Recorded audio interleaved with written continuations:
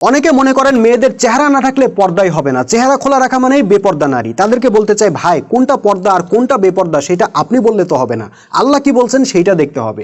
মেয়েদের চেহারা ঢাকা যদি বাধ্যতামূলক হইতো তাহলে কোরআনের কোনো একটা পর্দা সংক্রান্ত আয়াতে একবারের জন্য হইলেও আল্লাহ বলতেন যে হে মোমেন নারীরা তোমাদের চেহারা ঢেকে রাখো। দেখেন, মেয়েদের বক্ষ দেশে ওড়না পড়তে হবে এটা আল্লাহ বললেন, চাদর জড়াতে হবে এটা বললেন, লজ্জাস্থান ঢাকতে হবে এইটা বললেন, অথচ মুখমণ্ডল ঢাকতে হবে এই জরুরি কথাটা কি আল্লাহ বলতে পারতেন না?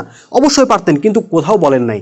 ইভেন মুখমণ্ডল শব্দটাই আপনি পর্দার আয়াতগুলোতে পাবেন না। বরং নূরের 31 নম্বর আয়াতে কি বলছেন খেয়াল করেন। আল্লাহ বলছেন মোমেন নারীরা যেন তাদের সৌন্দর্য প্রদর্শন না করে, তবে যা স্বাভাবিক প্রকাশ পায় তা ব্যতীত।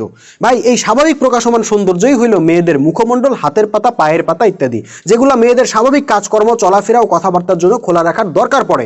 এখন আপনি বলতে পারেন তুমি কে, তোমার কথা কেন নিব? ওকে, আমার কথা নিবেন না, তাইলে মাযহাবের ইমামদের ফতোয়া তো নিবেন। হানাফি, শাফিঈ, মালিকি 3 মাযহাবেই বলা হয়েছে মেয়েদের মুখমণ্ডল, হাত পায়ের পাতা ইত্যাদি পর্দার অন্তর্ভুক্ত না। এখন কি বলবেন? ভাই, মূল কথা হইল আল্লাহ যে কঠোরতা আরোপ করেন নাই সেটা কেন জোর করে আরোপ করতে চাইতেছেন আপনারা? হ্যাঁ, আপনি চাইলে নিজে যত খুশি হাত মোজা পা মোজা পরেন, চেহারা ঢাইকা রাখেন, সেটা আপনার ব্যক্তিগত সতর্কতার ব্যাপার। কিন্তু অন্য কেউ চেহারা খোলা রাখছে সেজন্য তাকে বেপরদা আখ্যা দিবেন, এটা কিন্তু আপনি করতে পারেন না। করলে সেটা হবে বাড়াবাড়ি। কাজে আসেন আমরা দিন নিয়ে বাড়াবাড়ি না করি।